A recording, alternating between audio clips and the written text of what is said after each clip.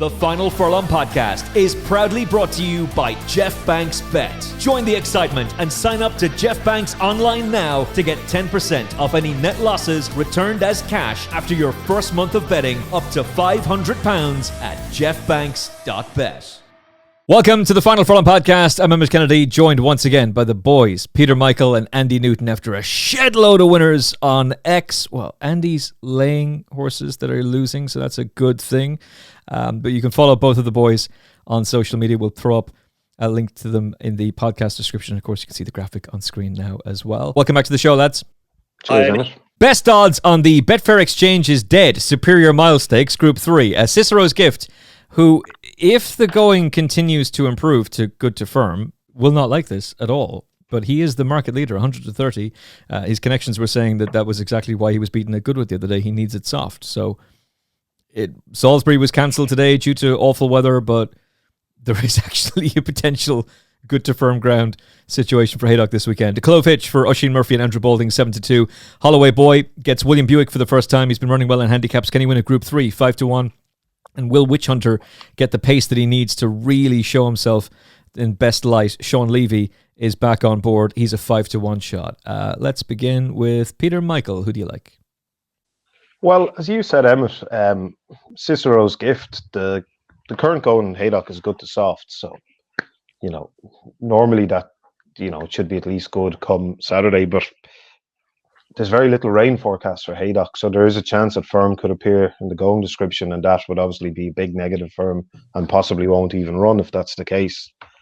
But if there's no firm in the going description, even if it's good ground, obviously if there's cutting it, better, even better for him. But if it's genuine good ground, he's probably the one I'd say that they all have to beat. He's only ran, I think, 5 times, has won 3 of them. Didn't get a clear run St. James Palace Stakes against behind Paddington, and obviously he put a line through Goodwood. So he hasn't actually done a whole lot wrong, if any. So if the going went good to firm and he wasn't running, well, if it did go to good to firm, I wouldn't be backing him. I wouldn't advise anyone to back him. I presume he wouldn't be running. They wouldn't make the same mistake. I'd be amazed if they risked him again. He had an injury, they feel like he needs soft ground to be at his best. Yeah, so he won't run if there's firm, So he'll only run if they're happy with the ground, which, then he should be the one to beat. Let's say it goes too fast for him and he doesn't run, it then throws it wide open in my mind. But the one I'd go for would be Holloway Boy out of the rest of them. Very consistent horse. He's only won once. I think that was his first in Royal Ascot. I think it was his first run of his life. I think he's ran 13 times. So he's kind of been a bit frustrating since then. But he's ran good races and good handicaps. Has gotten close in a good few of them. So I think if it does go, quicker ground, he'd be the one I'd go for out of the remainders. But if it stayed good, or if Cicero's Gifts run, I'll go for him. If not, Holloway Boy. I'll give a very tentative chance to Prague, who won on his first start, bolted up on his first start for his new connections. He finished in front of Cicero's Gift the other day, or at least not far off him. I'm pretty sure, he was. But then again, Cicero's Gift had no chance on that ground. Yeah, that would be the concern. Look, we can't predict the weather an hour from now, let alone what it's going to be in 2 days' time. But this is such an open race, and he's a very young horse. He's only had 3 starts. He's been running to a pretty decent level. First time tongue tie might help. An ex-Ballydoyle horse, we'll see, but it's not a race that I was very interested in Nostrum, but he and Maljoom both came out, so I'm going to go with you, possibly Holloway Boy. 150, the Betfair plays different handicap. Do you know? 1 mile 6, as the going is currently good to soft. 10 runners is what we're being told as things stand. And the market is headed by Oisin Murphy and Andrew Balding again with Contactico, a study of Man Colt out of a Sadler's Wells mare, 7-2. Hutchins gets first-time visor for Rafe Beckett and Ross Orion, a 4-1 shot. Master Builder, very interesting runner for William Buick and David Minussier. Road to Wembley. And Highland Bling's been pulled. My good, why do we spend hours on a Wednesday going through all the form only for them all to get pulled? Sam Hawkins gets pulled. Highland Bling gets pulled. What a waste of time. I could have been watching a TV show, letting my mind turn to mush, but no, instead of going through form of horses that don't run. Andy, solve the 150 for us. Well, I mean, you could probably make a case for most here, as you've just sort of run through them. I mean, Hutchins, interesting one. Won its last two. Newbury and Salisbury up £6. I think for the last one here. But it's interesting that the Beckett team are whacking the old visor on here for the first time as well. So I don't know what that's all about. I mean, I'd had to look back on its runs and stuff, and there isn't anything to sort of allude to, why that's happened. But I mean, maybe they're just trying to eke out a bit more. Up £6, up in trip as well. So the stamina issue is going to sort of come into play here. I mean, you're talking about the ground firming up there, so that would be fine. I mean, if it didn't and it stayed on the soft side, that would probably be an unknown. But I think I'm going to probably rule that one out. Creeping up the weights a little bit, and I mean, you can make some cases for Master Builder across Earth. Ryan has been booked to ride the Dunlop horse, isn't he? Walter Hartright, which could be interesting as well. But there's the sort of two I'm going to sort of side with. One, it's a bit more of an each way price, Road to Wembley, which I know Peter is going to chat probably a little bit more about, but very sort of interesting horse, owned by the old Fergie of Manchester United, old Man U manager. So gets in here a fairly lightweight, will stay further than this, won over 2 miles last time, and I think it's only gone up £4 since that last win. So it's just a bit of an interesting one. The Hughes form still flying in the winners, aren't they? And they do quite well here at the track as well with their 3-year-olds. I think I look back at the stats, they got something like a 30% strike rate with their 3-year-olds at Haydock as well, which is another big plus. So that around, I don't know what it is at the moment, maybe sort of 9s, 10s, something like that. It's decent each way price, and it's a bit boring, I know, but I can't. I think the favourite, the Balding Murphy combo here. Andrew Balding's got a fairly decent record in this. He's won it a couple of times, and who has been on both of his winners in this race? A certain Oisin Murphy. So that one, it's coming here off 101 day break, so they freshened it up after its win at Hamilton last time, up £5. Ground will be fine no matter what happens if it stays soft. I just think the longer trip as well will suit based on how it's been sort of running recently. That's going to be the main bet. Contactio and Road to Wembley, I think, is a little saver each way to hit the back of the net for the Fergie. No? I like it. We're going to allow that one. I quite like that. I'm amazed he only went up £4 for that win at Newcastle. That was a smart performance that day. And he looks like a horse is on the improve. I think 9-1 with Jeff Banks' bet is very, very fair about Road to Wembley. That's given that the other two that I liked have been taken out of the race. Him and Master Builder would be the two that I would lean more on. Master Builder's well found 4s with Jeff. Road to Wembley 9-1. Unless Peter can make a very persuasive case, I will be going with Andy. No, well, I just was going to just make a comment on Road to Wembley. He's a horse I tipped up on my X page on the 7th of July. I thought he'd win. He came fourth. He hadn't ran for a couple of months before that. But as I was saying to Andy before, I like this horse won on the 4th of April over 10 furlongs. And before that, he ran and won and ran a pretty remarkable race to win after what happened to him over 12 furlongs at Wolverhampton. And now, I mean, he's a horse that had a turn of foot, and now he just seems like a plodder. He's one that has me absolutely confused. But he's a very likable horse. Obviously, when Ferguson gives a name like that to one of his, he wouldn't be giving it to it if, as the horse started around 50 something in the handicap rating, he would be thinking it would be a half decent horse to name a horse like that, I would imagine. Look, he's a very likable horse. He's only ran once in the turf, and that was second behind Warmonger, who has done nothing but frank the form since then. He drops back in trip, which I would have thought would have been a negative, but the way he's raced his last 3 runs, he's looked all about stamina. And I think you are right, Emmet. I think he did win quite snugly the last time. So, I couldn't put anyone off. I just can't work out how he's gone from showing a pretty good turn of foot over 12 furlongs and 10 furlongs to looking like just an out-and-out stare. That's one thing I just can't figure out. Maybe somebody can get in contact with us and tell us, because I can't work it out. maybe it's the postponed influence. His brother, Spirit Dancer by Frankel, won a 10 furlong group race in the Middle East during the year. It was a brilliant ride that day for Richard Fahey. And for some reason, this guy has gone from being, as you said, 10 furlong winner earlier in the season, placed over 11 furlongs, sent off a beaten favourite over 13.5 to suddenly now, oh yeah, he's winning over 2 miles. Yeah, well, I mean, it's just, even that run in Chelmsford when they tipped him up, he just lacked gears. Mm.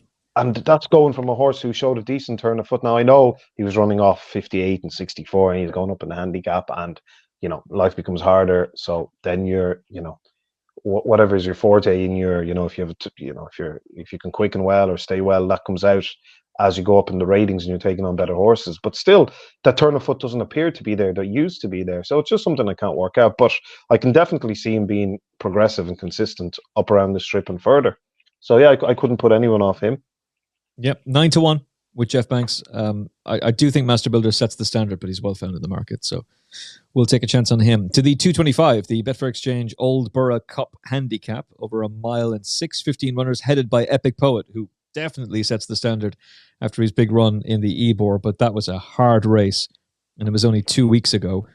He's well found now at 4-1. Divine Comedy 11-2 for Harry Eustace. A 1 for the gutter. Ryan Moore for Ian Williams, a 7-1 shot. Dancing in Paris 8-1. And is Knightswood going to get another roll of the dice?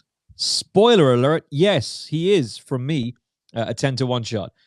Andy, what do you like for the 225? Yeah, I mean, Ebor form on show, as you've alluded to there, Epic Poet and 1 for the gutter. But, you know, did they have hard races there? I mean, for me, I think, you know, only a couple of weeks ago, wasn't it? So going to rule those ones out. But obviously Ryan has been booked for 1 for the gutter for Ian Williams. I think their horses are going quite well, actually, as well at the moment. So, you know, there's going to be plenty of people on that when they see Ryan's name next to it. Couple of interesting stats here as well. It's been a race where the claiming jockeys, again, have done quite well in recent years. 50% of the last 8 have gone to a claiming jockey. And I think there's only a couple in here. Divine Comedy, with that Kaya Fraser, she rides it all the time. Is it a she or a he? Must be she. Yeah, don't know. He won today. He. Yeah, right. Okay. Managed to do me out of a 14-1 winner live on TalkSport 2 with a horse who hadn't won in 31 starts. Thanks, Kaya. It was a great ride. In fairness, he gave the horse a perler of a ride, but man, sorry, I it's a jockey I don't know a great deal about. But anyway, then the only other one is another claimer in it as well at the bottom, I think. But anyway, that's just a fair stat. It's a race Ian Williams has won a couple of times. In the last 7 years as well. But I mean, for me, there's sort of 3 that I'm sort of siding with. Grand Alliance is an interesting one, and probably about half an hour before this, I actually fired over a text to Mr. Charlie Fellows just to see if Friend he would show. come. Yeah, but he hasn't come back to me. Sorry, boys. But he might. Hold on a second. You can't do that. You can't name drop on the show for somebody who hasn't got back to you. The information. But I've got some good news. We've got him on trainers quotes, right? So on the day, he will fire in his thoughts on Grand Alliance, and anyone can get them there. So yeah, he's obviously. What's the name of that website again, Andy? Well, he's on trainers quotes, so any runners that Charlie will have each day, he'll give an opinion on. So obviously, he hasn't run for 384 days. So my text was basically along the lines, is it fit? Is it going to go well? Because last seen running. Can we lump on? Well, last seen running in a Group 2 in France. I mean, in a race like this, realistically, William Buick's been booked, which is a little bit of a good sign that they might be expecting, to run well. So we'll have to see. And, there's a horse that's gone well fresh in the past as well. So it's not totally ruled out. It's about 10-1. But the other 2, Dancing in Paris, another one for Ian Williams, as I mentioned, decent strike rate in this race, winner at Southwell last time out. It's gone up £7, I think, for that. But gets in here with quite a low weight, 8 stone 8, I think. So course winner as well. So that's going to be definitely another one. And then Knightswood, which you have touched on, Emmet. Interesting one, I think, as well. Johnson, another one that gets in here with a decent weight, 8 stone 9, I think. Didn't quite stay last time at York, did it over 2 miles. So dropped back in trip here. Definitely a plus for this one. And I think when it ran a couple of times ago, I'm not quite sure, can't remember where it ran, but I'm pretty sure that it didn't get the clearest of runs that day either. I think when it came 5th maybe. So I don't know. You can sort of make excuses for its last 2. That's what I'm trying to say, really. You know, didn't get a clear run last time. Don't think it stayed. So it's a bit of a cop out, but you know, I'm going to take on the sort of 2 favourites, if you like, Epic Poet and Divine Comedy, and sort of have a little tentative on Grand Alliance, Knightswood, and Dancing in Paris are the 3 against the field here for me. He's getting on. Glenn can run well here. I wouldn't be at all surprised if he runs another big race. And he's run a big one at York the other day, and he wasn't beaten far by a line the stars at Goodwood either. So, how old is it now? Was it about 17? 17. He's 11. Well, yeah. He's running off a mark of 92, and he's at 20-1 shot with Jeff Banks right now. I wouldn't be surprised if he runs well. Look, Knightswood. Epic Poet is the most obvious one, but Knightswood. He looked like he had a nice race in him when he was 4th to Fairbanks off 89. Came from off the pace. The 3 who were in front raced prominently. He was very unlucky at Goodwood when he got no run against the far rail off a pound lower, and he was too keen over 2 miles last time out at York. The slight drop back in trip, I think, is going to suit him. And he went close on this track back in June, where the winner, Iron Line, followed up with another win off 91 at Ripon. So he's surely got a race in him off 88. But if not this day, then he's off the tracker. Because we are getting into the dangerous... We're just going straight over the cliff with this fella. So I'll give him a go at 10-1 with Jeff Banks bet now for this weekend. But this is it. We all have a few cliff horses, don't we? Problem is I've got one too many cliff horses. That's the issue. The Final Furlong podcast is proudly brought to you by Jeff Banks Bet, where tradition meets cutting-edge technology, and with major flat racing festivals on the horizon and the new jump season about to kick off properly, it's time to leave behind the corporate bookmakers who don't value your loyalty. At this point, you've got to be fed up of their restrictions, endless affordability checks, and losing out on incentives just because you dare to win a bet. Jeff is the bookmaker fighting for your right to bet, giving you the freedom to enjoy British and Irish racing the way it should be, and you can watch all that racing on the Jeff Banks Bet app. So say goodbye to bookies who want you to lose your hard-earned money on their online casinos, and say yes to unbeatable odds and a bookmaker that truly values your custom, Jeff Banks Bet. Final Furlong podcast listeners who sign up to Jeff Banks online using the promo code FFP500 can get 10% of any net losses returned as cash after your first month of betting, up to £500. It's an offer you won't see anywhere else. Visit jeffbanks.bet today and enter promo code FFP500 and join the excitement. That's jeffbanks.bet using promo code FFP500, because your betting experience deserves more. 5 Furlong, Betfair Be Friendly Handicap, 3 o'clock at Haydock. We're sticking with Haydock for now. American Affair heads the betting at 4-1. Chagrin, go on. Mick Appleby and Oisin Murphy, a 4th shot. Looking for Linda, 9-2. Gerbat, 6s. And Change of Mind is a 12-1 shot. Chagrin, champion jockey-elect Oisin Murphy, 45 clear. Just the 45. Winners clear at the top of the Jockeys Championship as we're recording on Thursday afternoon. Can he cling on to his lead and be champion jockey? Nail-biting stuff! Give him the bloody trophy already. Up £5 for his win at Glorious Goodwood. Fared best of the 3-year-olds last time out at York. Running about as well as he had done previously. This is a less competitive race, and Mick Appleby, man's an absolute genius. Chagrin for me. Who wants to take the 3 o'clock at Kempton? Kempton? Haydock. Kempton, yeah. Well, American Affair is a horse I like. Here we go again. He was started off this season, I think, rated 70, and has now gone up to 92. So the handicapper is slowly catching up with him. He possibly has caught up with him. If you go by his last 2 runs, he's been second and second. So you could say the handicapper, has him where he wants. But then again, he's off 92 again tomorrow. Amy Waugh, who gave him a lovely ride at Thirsk, when he won, and I put him up that day. I tipped him. I thought he had a serious chance that day. She's back on, so she's taken 5 off. So he's running off 87 tomorrow, whereas he's been competitive off 88 and 92. 2 runs ago, I think he was in line for a massive bonus if he won, but he was beaten, came second, beaten a neck by Ger Bat. I told him around went a little bit late for American Affair. So of course he's won over 6 furlongs, and then last time out didn't have a great draw. He was a little bit disappointing in the last 100 yards, I have to say, last time out. I don't know if it was good to firm ground, or if he just didn't give his running 100%, but the draw wasn't ideal. So I'm willing to give him another chance. He's been extremely consistent. He's off 92. She's taken off 5. Again, he possibly wouldn't want the ground to get, 2, like good to firm. I'm not saying he won't handle it. I don't know. He's only ran once on it, I think. I can't remember. But yeah, he should run his race and he should be thereabouts, and she gets on well with him. So that's the one I'd put up each way. Apart from him, you could make a case for 4 or 5 of them as well. So I'm going to stick with, a very consistent horse, which is good to have in these type of races. And I think he'll be thereabouts, and hopefully Amy can get the job done on him. Okay.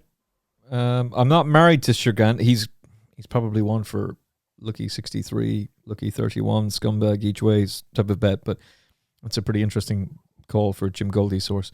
American Affair 4-1 joint favourite with Chagrin as things stand, but gets the weight pull, and Amy's stealing that claim at this point.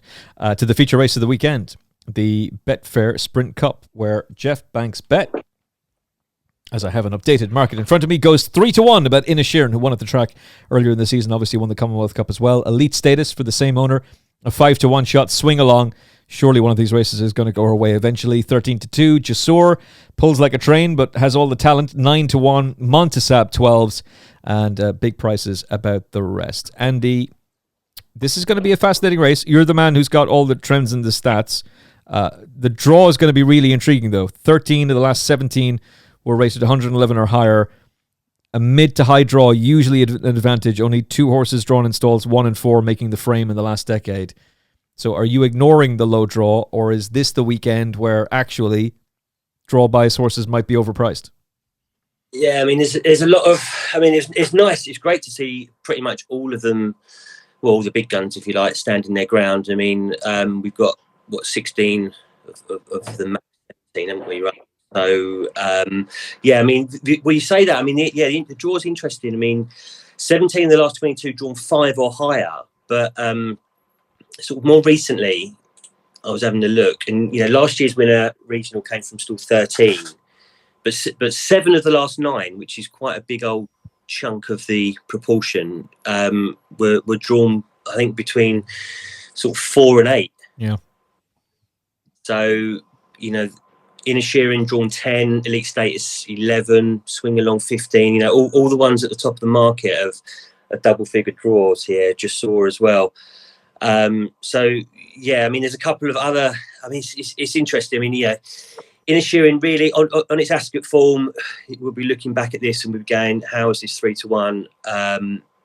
Commonwealth Cup, impressive, but then obviously threw one in last time in. At Newmarket in the July Cup, and just looked a tiny bit outpaced there, didn't it? And ended up coming 5th. So there are a couple of other stats if you are sort of leaning towards laying Inisherin. There's sort of 70%, 77% stats where generally winners of this race have won at least 4 times. And I think there's only 3 wins for that one, and a top 4. Last time out as well is another sort of fairly hefty stat, and obviously 5th last time out. So there's a couple there you can knock out the favourite with. Elite Status in great form. Burke Horse won this before, hasn't he, in 2016. The niggle for me would just be the step up again to Group 1. As I think it's run a couple of times at the top table and hasn't quite done it. So might be a better horse now. Probably is, but happy to sort of swerve that one. Swing Along, another Burke horse. He's got 3 in here. He's got a very good chance. of taking the prize. I mean, last year this filly, she raced on her own, didn't she, on the near side, away from the sort of pack, which was interesting, but sort of still plugged on. I think came fourth as well, wasn't beaten far. Been running well this year, isn't she? Second in the July Cup. Buick's on board. You know, he's got history in this race as well. So that would, you know, she'd certainly be one for the shortlist for me. I'm going to rule out Jasor, Montasab. Ryan has been booked for Spycatcher. Round is just the key here, really, isn't it? You know, I didn't really know until I spoke to you guys. I thought it might be a bit softer at Haydock on Saturday, but there's talk of, you know, the sun coming out and it might firm up, and that I'm not quite sure is going to be what Spycat wants. I mean, soft ground, you know, its form is like pretty decent, and that would be on the shortlist if it did, you know, get softer. But the interesting one, I'm going to go at a fairly big price, is the Fanshawe horse, Kind of Blue. Now, this horse is owned by the Hoppers, well, part owned by the Hoppers, who their son Simon I used to work with when I worked at Easy Odds, and they had horses like Zidane, Firenze, Deacon Blue back in the day, running in different colours here because I think it's striped colours. The black and white striped colours with a bit of red in. Yeah, I think Simon told me his dad was either a Newcastle or a Sunderland fan. I can't remember which round it was now. But anyway, that's a dangerous. You got to be right about that one because it can't be both. No, exactly. But anyway, they've you know, from their select bunch of horses they've owned over the years, they've had some very good ones. As I say, you know, Deacon Blues was another one in there, and this could be another one. You know, second last time out to the Irish horse that's in there here as well. Give me the Beat Boys. But I just think that the ground is a bit of an unknown if it gets softer, but I don't think it's going to now if you guys are right. So that'll be fine. It's only had 5 career runs as well, isn't it? So only a length behind elite status at Newbury as well this season. And I just think that of all of these ones, that there might just be a tiny bit more improvement to come. And yes, it's going to need it because it's rated £8 inferior to the old Jolly, the favourite. But Fanshawe's got a good record in this as well, and he's taken it with a Tin Man before. And was it Society Rock? I can't remember now that he's won it. But anyway, you know, he loves targeting this race, and I just think that the each way prices here, I think you can probably get 14, 16s. I'm going to be whacking a little bit here. Drawn 5 as well. Remember what I said, that 7 of the last 9 winners here have been drawn between 4 and 8. So Kind of Blue sneaks in here, drawn 5. Danny Muscat rides. Let's see what happens. Yeah, the time form pace map and draw bias says very much favours low, but then you look at the results and it's like mid to high, and it's hard to know which one is sure. You can never be certain, but certainly on paper, Michael, it does look like there's going to be a huge amount of pace on here. Swing Along, Art Power, they want to go forward. Innis Sheeran, Gimme the Beat Boys, Buchanora Forte, and Moss Tucker, at least in theory, want to be ridden prominently. So is that affecting your decision-making process when you're looking at such a strong pace potentially on display? Yeah, well, I mean, pace is the most important thing in any race. So it's not, you know, the best horse doesn't always win a race. Normally it's the best ride that wins a race. And to give a horse a best ride, you have to be at the right part of the, you know, if they're going too fast, you want to be at the back. And if they're not going too fast, you want to be forward. So yeah, pace is a massive factor in analysing a race. In saying that though, I mean, it is a Group 1, 6 furlongs. So you're going to expect there to be a good pace anyway. I think it's a tricky race, lads. It's, you know, it's one of those races where I wouldn't be surprised if I look at the results and anything wins it. Mm-hmm. But in saying that, I would potentially look at the 2 horses owned by Sheikh Mohammed Abeid, and I would expect one of them to win it, but I wouldn't be surprised if something else won it. I think they're the 2 classiest horses in the race. Elite Status, I remember him as a 2-year-old in his first 2 runs. He looked an absolute superstar. I don't think it's transpired that he beat much. I didn't go looking into it, to be honest, but I don't think there was anything, classy in behind him as time has gone on. And then he was kind of, I think he was third in Ascot, and then his form kind of tailed off. But now he's 2 for 2 this year, so I know maybe they've learned something about him training wise and stuff like that. But as Andy said, he is going up in class now to Group 1, and he's come up short, so that's obviously a worry.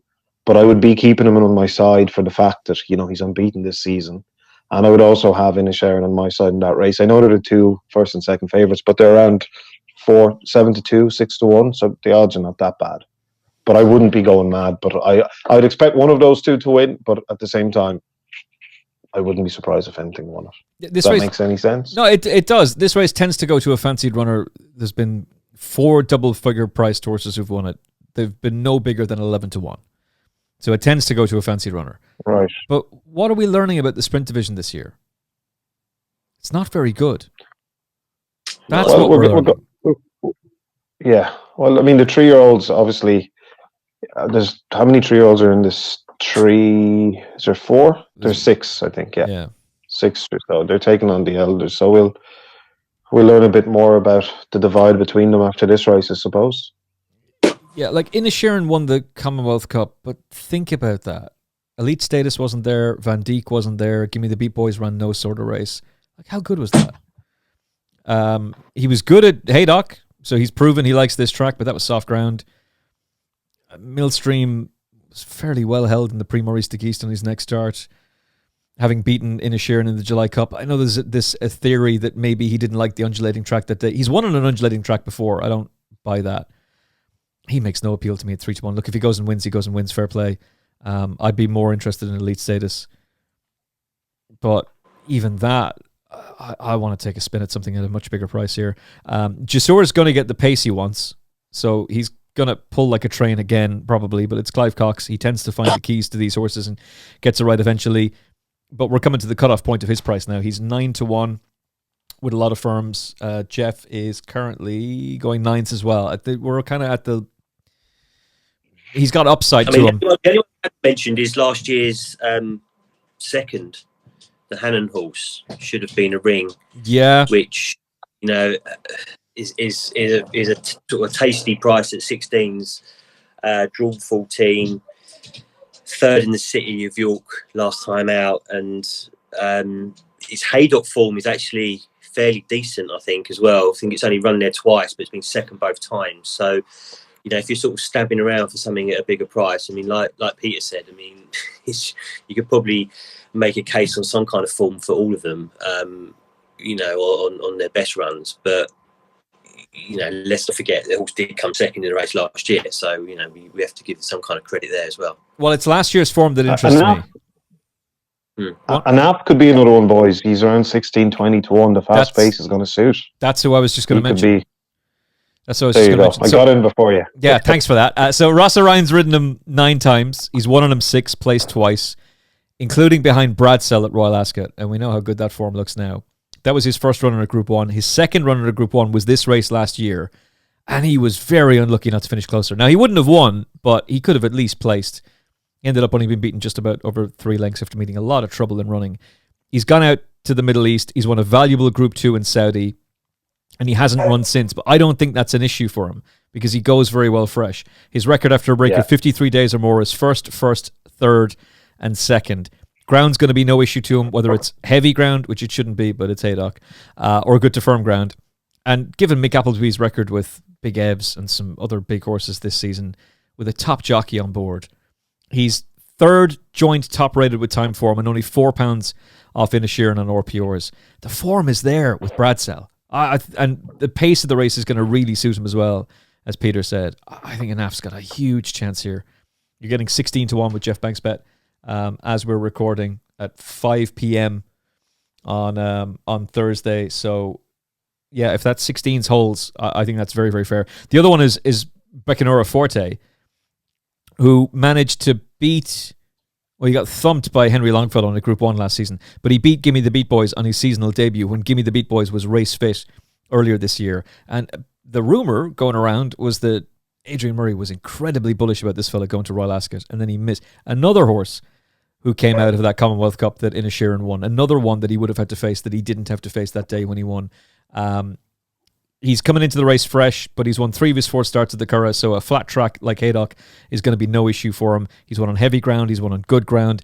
The BHA handicapper, and take this with a pinch of salt because BHA handicap ratings for sprinters can be, but he's the highest rated horse in the race according to them, and he's he's 14s.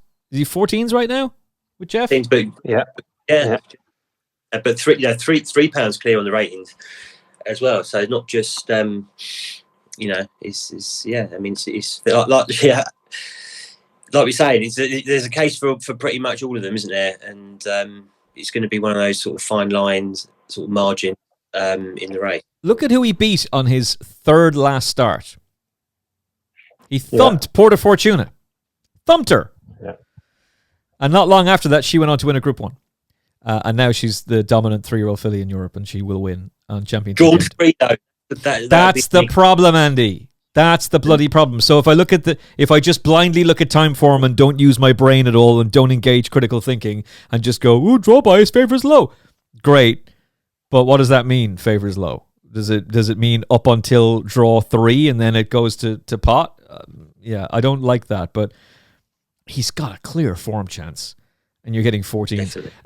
If you want to take 3-1, 5-1, I think Peter makes a great point about those two, and maybe Inisherin really is the superstar. I'm not so sure. I want to take those horses on. So, and if Gimme the Beat Boys comes along and goes and wins, I'll just slap myself in the face. Anaf and Bacanoro Forte, or whatever the pronunciation is. Thanks, Kia Jabrakan. Peter, your final selections? Yeah, like I said, I do think Sheikh Obeid will win it, but I wouldn't be surprised if anything won. So I'll go for elite status, and I'll take Anaf as an outsider. Andy Newton. That doesn't mean anything. It doesn't mean it's going to come up. It means what I want it to mean, which is boosting the confidence. You've made a good case for Anaf, for Mick as well, but Swing Along and Kind of Blue for me. I just think that if there is one with a bit more improvement in it, then Kind of Blue could be the answer. But we'll see. And obviously last year, Swing Along ran well, racing much of the time on her own. So Buick in board. So there'd be the two for me. This is a paid advertisement from BetterHelp Therapy Online. What are your self-care non-negotiables? Maybe you never skip leg day or therapy day. When your schedule is packed with kids' activities, big work projects, and more, it's easy to let your priorities slip. Even when we know what makes us happy, it's hard to make time for it. But when you feel like you've no time for yourself, non-negotiables like therapy are more important than ever. If you've ever been in therapy, then like me, you know how beneficial it can be. But it's not just for those who've experienced major trauma. It's helpful for learning positive coping skills and setting boundaries. Therapy empowers you to be the best version of yourself.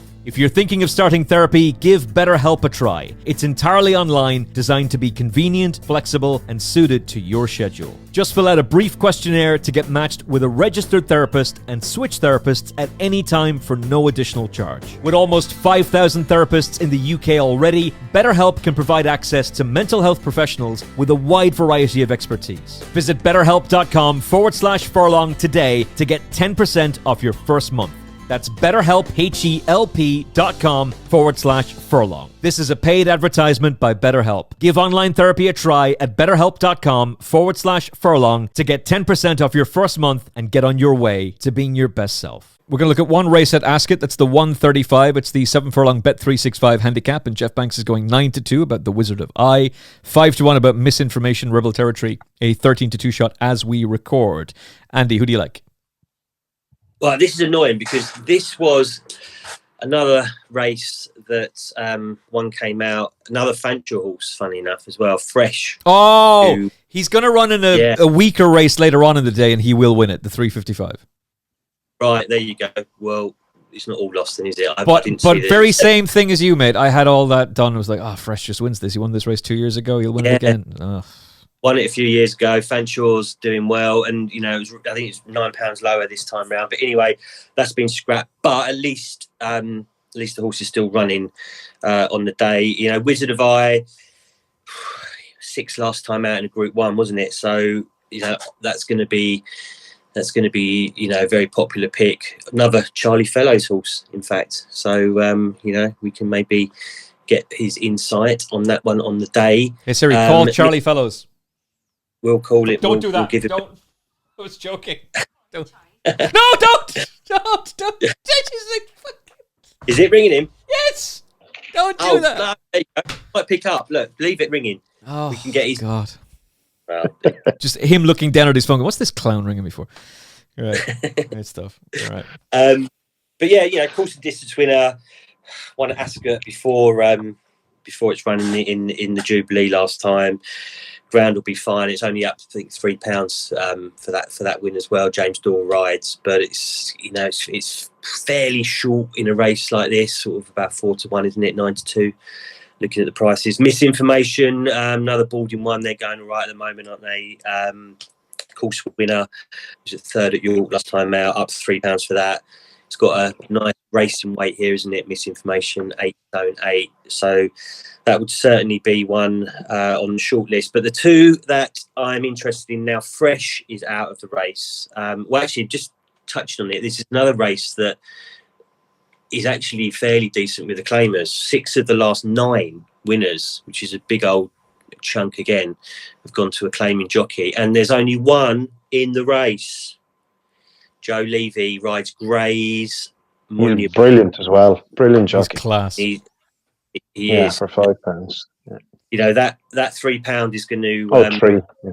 Sorry. I think it's 3, yeah. That £3 going to be, you know, very valuable. It's got quite a big weight, top weight, isn't it? 9 stone 12. But, you know, you look back on its form, I mean, it was only 9 lengths adrift of Sharin, wasn't it, at Donny early this season. There, likes the soft ground. I mean, I don't know if you can see my window, but it is peeing down here today. Ascot not. Oh, hang on, Charlie's just texted me back, boys. He's saying, tell Emmet to leave him alone. Yeah, I said, tell that fool to stop ringing me. In good order, fit enough to run well, will improve for the run, obviously. Oh, he's gone off to back the horse. He's taken himself off the camera. He's like, I'm going to get stuck into this horse at a short price. He must have said it was a certainty. Yeah, he's just like, he's blacked out the camera, muted the mic, and he's like, come on, let's get stuck in. All right, well, he sorts that one out. I'm actually with Charlie Fellows here. I think the Wizard of Eye is going to win this race, but it's not exactly inspired thinking at this point. Plenty of pace on in the race, Peter. Misinformation run by... Hey, Andy's back. Sorry. Did you get your bet on? No, he said no. Did you use the promo code FFP500 with Jeff Banks Bet to get your bet on? No, I didn't, but I will. What was it again? FFP500. Take Jeff Banks' money, but legitimately. I can get £500 on with a bookie. Okay. I'm nodding along. Yes, you can if you lose. Yeah. No, Jeff will lay a bet. That's the difference between him and some of the corporate bookmakers. Oh yeah, I know. Yeah, I don't know, the ones sponsoring these particular races, certainly the ones at Haydock. Moving swiftly along, Andy. No, yeah. What I'll do, I'll plonk Charlie's comment on the bottom of the thing when you whack up the video tomorrow. So if anyone's listening to that, all right, so we can go through that. I think that was for Grand Alliance anyway. Anyway, so yeah, Gray's Monument. We talked about that one. It's probably gonna be soft. I mean, it's been peeing down here. It's Ascot. Ascot's not a million miles from me here. It's already soft there. I think they might have a couple of dry days coming, but it's going to be, on the deeper side. And its form and soft Gray's Monument is 3-1-1-2-8.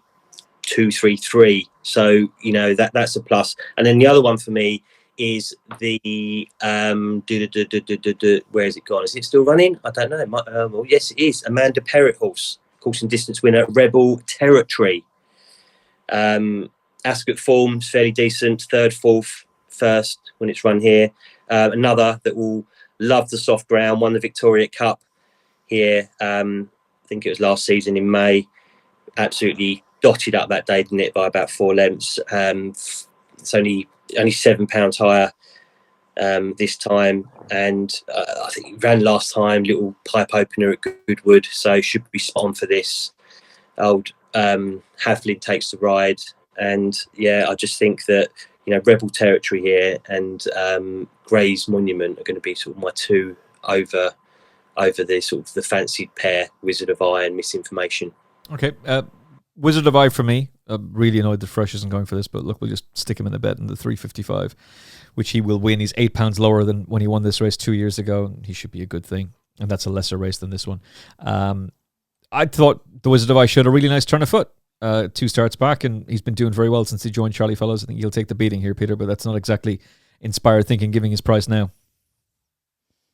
Yeah, well, I looked at this.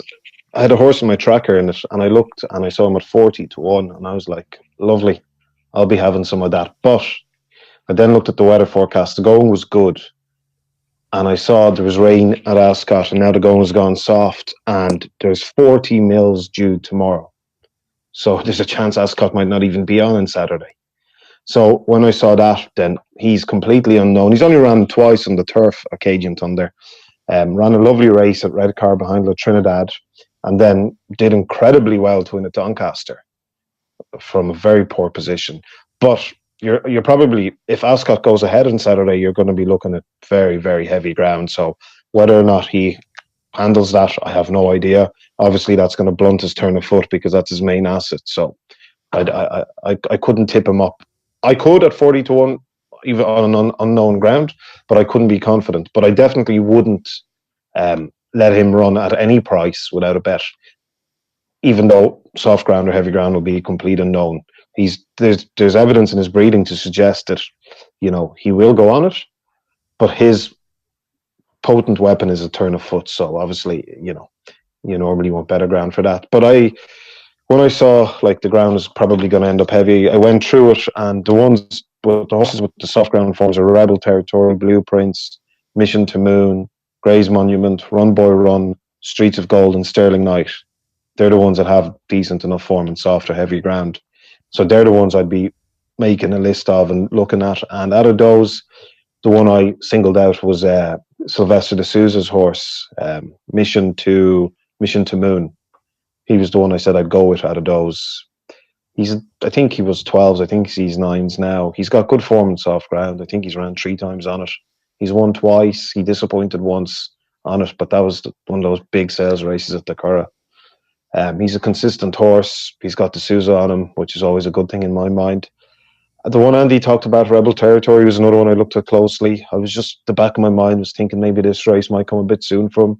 He hadn't ran for a year and a few months, so I was wondering if he'd bounce. Maybe he could bounce. I don't know.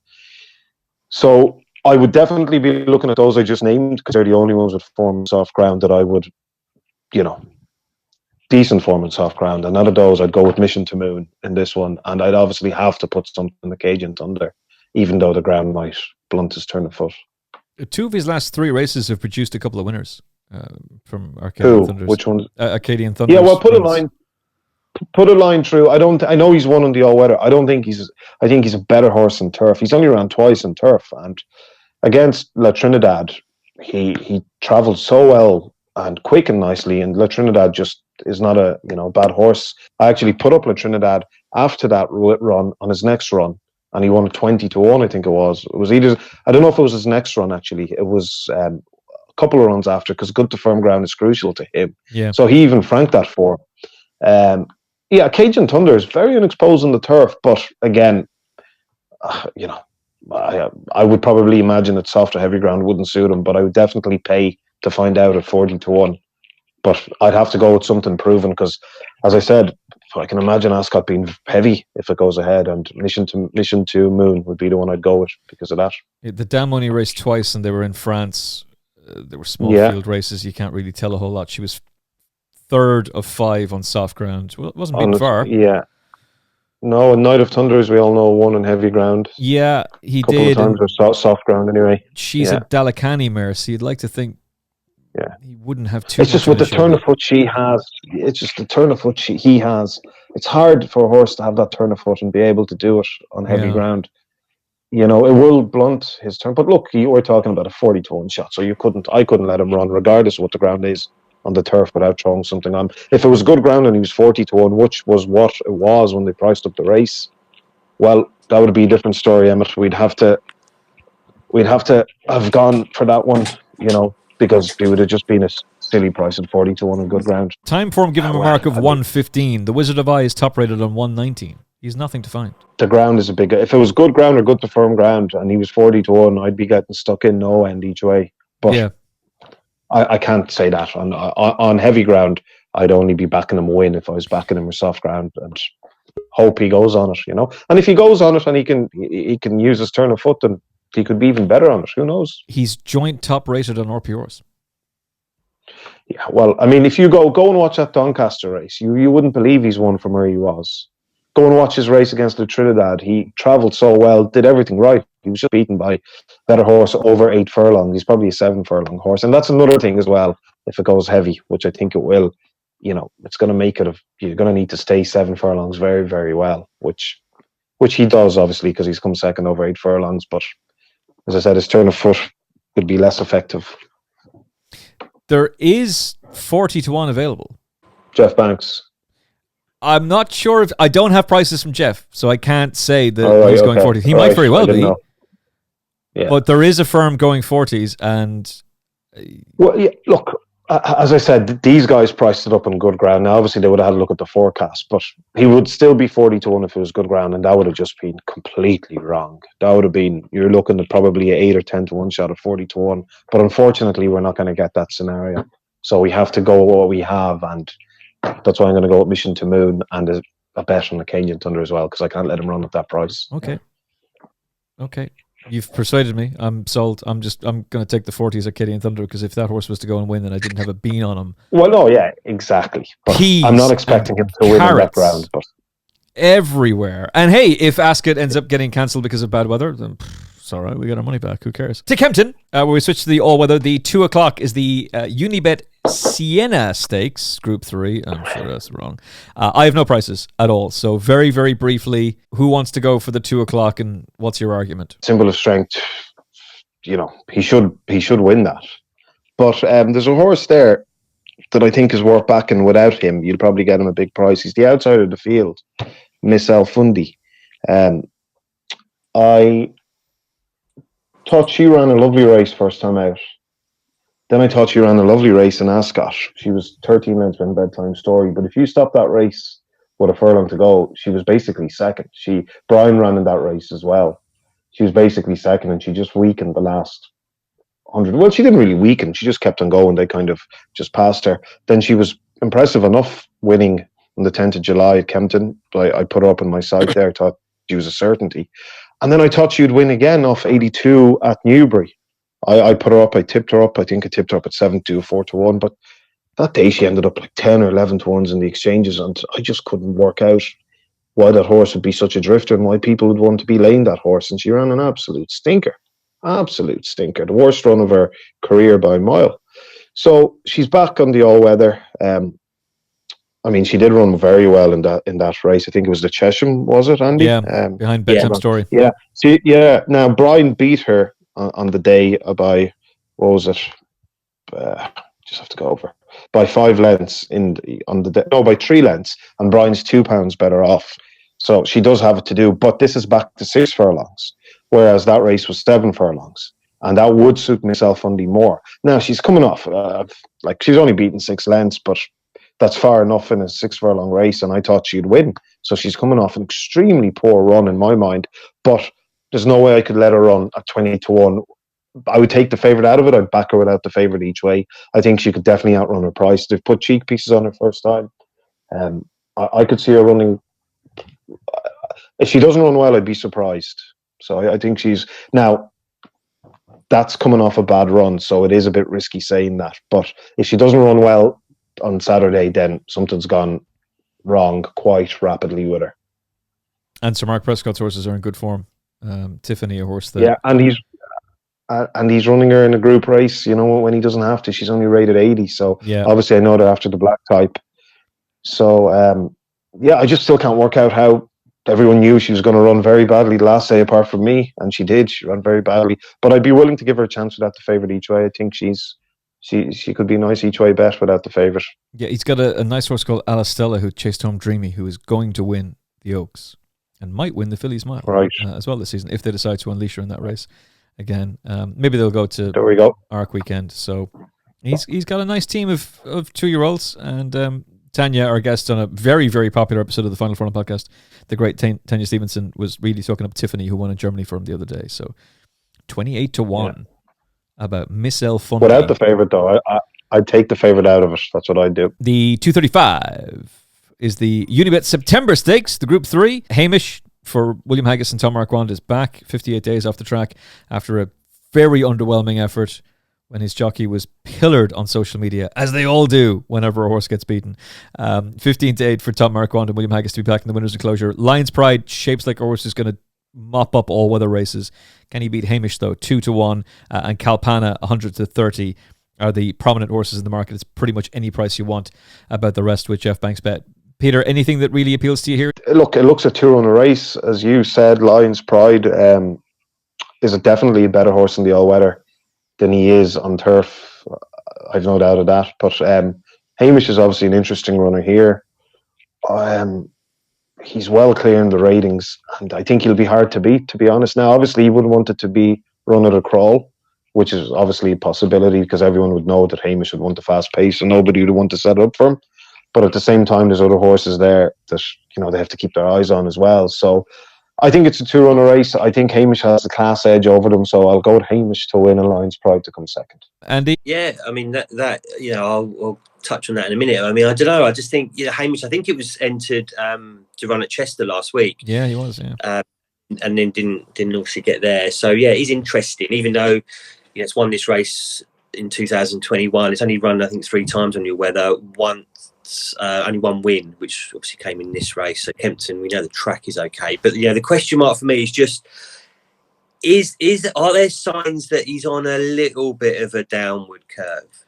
You know, 8-year-old now. That last run was really bad, wasn't it? And normally, you know, Hamish is Mr. Consistent, isn't he? So time before that wasn't a bad run at Epsom in the Coronation Cup, went second. Obviously, but it's just a few little niggles for me. Yes, massively clear with the ratings, rated 117. But is it sort of vulnerable to sort of more of an improver? Lion's Pride, as you touched on, it's going to definitely be better on your weather. Course and distance winner here. Gosden loves this race as well. He's won 4 of the last 8. But there are still some questions with Lion's Pride for me as well. I mean, I don't know. It's just his last runs have just been a little bit average, haven't they? 5th last time, 3rd time before that at Sandown. I just think there's a little bit to prove there. So, you know, based on that and based on the fact that Kalapana is getting weight, quite a bit of weight, in fact, you know, only runs here with 8 stone 10. Do it, Andy. Do it. Then this is the pick. Andrew Balding, flying form at the moment. Absolutely trounced God's Window. Yeah. Gosden horse last time. Yes, I mean, you know, that's obviously the Gosden second string here. It's got a lot more to do to beat Lion's Pride, but you know, it was 3rd in the Ribbonsdale as well, Royal Ascot, let's not forget, and then it's backed that form up by, you know, winning next time out at Hamilton. Yes, it was a listed race, but it's only leaping up a tiny bit in grade here. And I just think of the progressive one, that she ticks all the boxes here with a bit more to come. And if you're looking at a bit of a, you know, you don't fancy any of those 3, then the George Baker horse, Kemhan, absolutely loves Kempton. So, you know, there's only 7 runners, unfortunately, but you can maybe hunt around for some kind of Never mind top. him. Never mind him. You've mentioned the winner. Yeah, but anyway, I just think you can't rule out Kemhan in it. Could just be one of those ones that just mops up a place. Loves Kempton, as I say. I think it's won 3 times on your weather, and they've all been at Kempton. So that's definitely going to run a lot better than it did recently. But anyway, Kalapana is the one to upset Hamish. and win for the boarding team here. You agree, Emmet? Away and gone. Look at that Ribblesdale. First of all, she was only a length and a quarter off Friendly Soul, who is definitely the best 3-year-old that the Gostons have, and they're looking forward to bringing her back next year, and she's backed that form up. She's gone to the Ribblesdale at Royal Ascot, where she's been sent off the 9-4 favourite. Port Fairy dominated that race from the front that day. Who is just behind her? The horse who goes on to win the Irish Oaks and then finishes second in the Yorkshire Oaks. She's gone to Hamilton for the same race that's been won by Subjectivist and Defoe, who would go on to win Group 1s afterwards. And she has absolutely annihilated a horse who had Group 1 juvenile form in God's Window. This is a serious horse. And 100-30? Is somebody stupid enough to go for 7-2 is available. Hamish was second in a Group 1 2 starts back, and he was well backed to be runner-up that day, or at least to go and win. And Luxembourg was given a peach of a ride by Ryan Moore. If Hamish is in that level of form, okay, that's going to be a problem. Another thing about Hamish as well, he's entered in the Irish Ledger, which is about 10, how many? So it's quite strange that they're running him. Yeah. Yeah, so I don't know if they're intending to run the Ledger or not. I don't know. He's been second in the Irish St. Ledger before. Yeah, that was the year I had a runner in it. Yeah, that was the year I had a runner in it. Yeah, he was second. Yeah, he pushed Kyprius all the way. He did, if I remember rightly. He gave him a fright. So look, if that version of Hamish turns up, yeah, he's a serious player. Obviously, he's a serious player. I think this Kalpana is... I think she's very good. I think she's very, very good. I think this is the nap of your weekend, Emma, is it? Yes, she is. You stole my nap. Yeah, good! You stole mine last week! The week before. And then you beat me with your nap last week. Oh, and then he reminds me, the start, before we even hit the record, he's like, oh yeah, but that was a nice effort from your nap last week. Didn't quite get to mine. He's like, you absolute. Oh! So, yeah, look, she won with plenty in hand. I don't know, man. And we could even have a Melbourne Cup runner in this race as well, couldn't we? Yeah. With one smooth operator, yeah. I think, was one of the, whether it makes the final decks anyway, but that's just something else to throw into the bit. That, so I don't think it's going to win. Does he? Anyway, no, he doesn't need to win it to get in. I think he's in already, isn't he? Yeah, possibly. But anyway, the point is, Hamish is making the market for Kalpana. He has to give her a boatload of weight. PJ McDonald just pushed the button at the right time, son. She wins. She just wins. 3:15, our final race. Kilt for the Haggis team. Maybe they'll get a bit of compensation here after Hamish's defeat to Kalpana. With Tom Marquand on board, a 7-2 shot. Whitcomb Rockstar, 13-2. Rhythm and Rock. Luke Morrison, John Butler, 7s. Whatever about the rest. Who wants to go first for our final race, the 3:15 at Kempton? Yeah, I don't mind. You go ahead, Andy. I don't mind. Obviously, Kilt, Haggis, horse. They had another one entered up here as well, Highland Spring. That one's been pulled out, so they obviously fancy this one a little bit more. Second last time out, Haydock. First run here after being gelded as well. Only up £5 from last time, and obviously quite lightly raced, only 4 runs. So don't know. Yes, it's going to be the one that gets the punter's eye is going to be drawn to with Tom Marquand riding as well. But I think I'm going to be sort of looking for something with a bit more value here. Rhythm and Rock, I think it ran in this race last year, came 9th, so something to sort of cling to there. But the horse that actually won the race last year, Helm Rock, is back for more.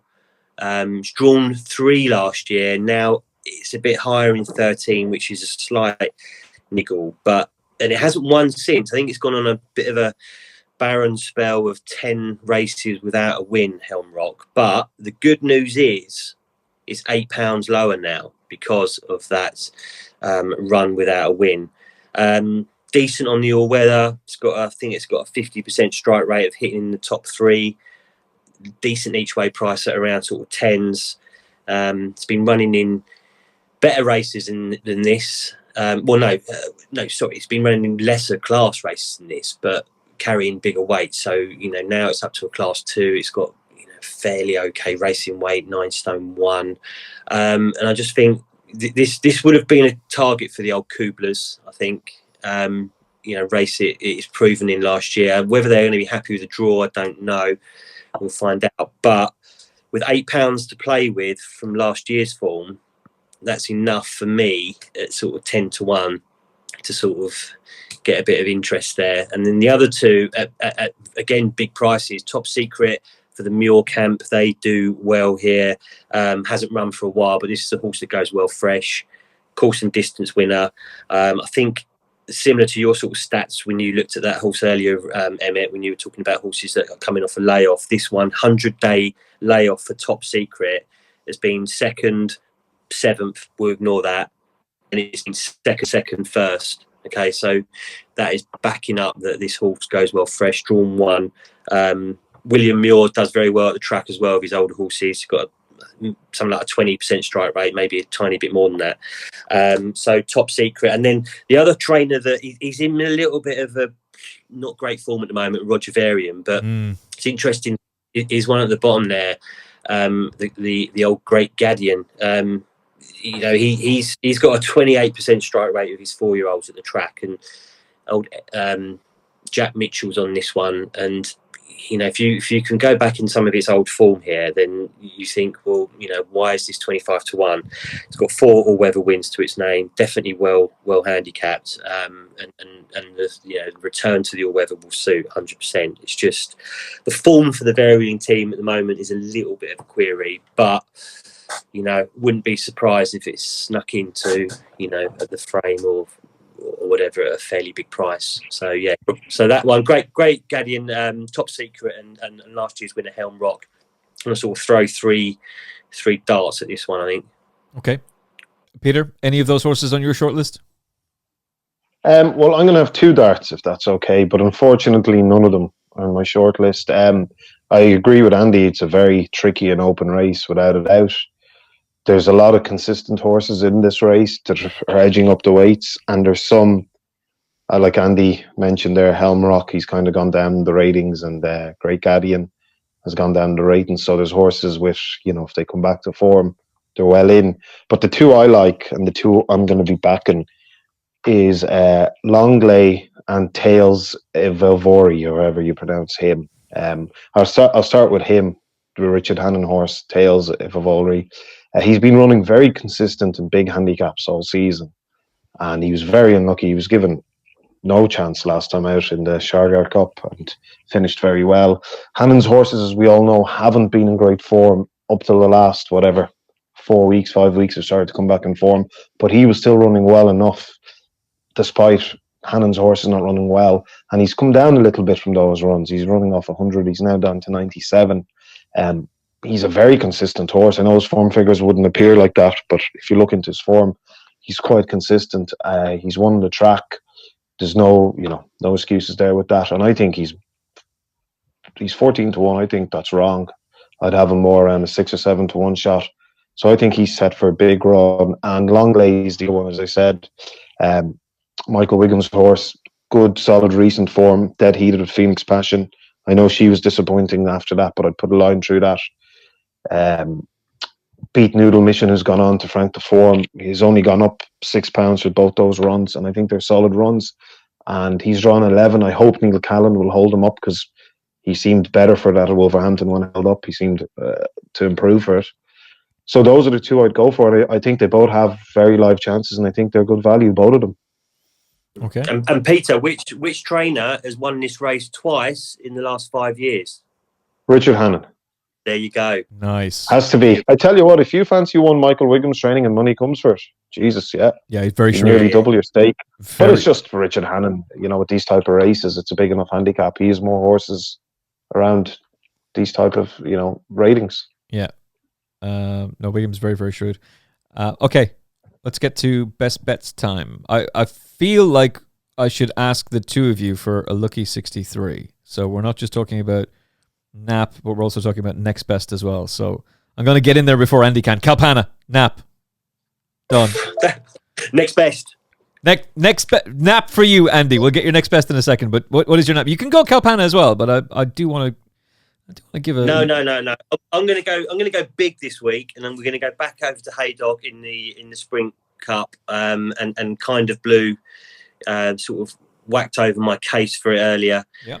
Factor horse, has got history in this race, and I just think that there's more to come. Only 5 runs for this horse, and has been knocking the door in some of the big sprints this year. And I just think, with a tiny bit more improvement, we're going to go each way though. We're going to sort of be a little bit cowardly here, but each way kind of blue for the best bet. Okay. For a yard who's won that race twice before.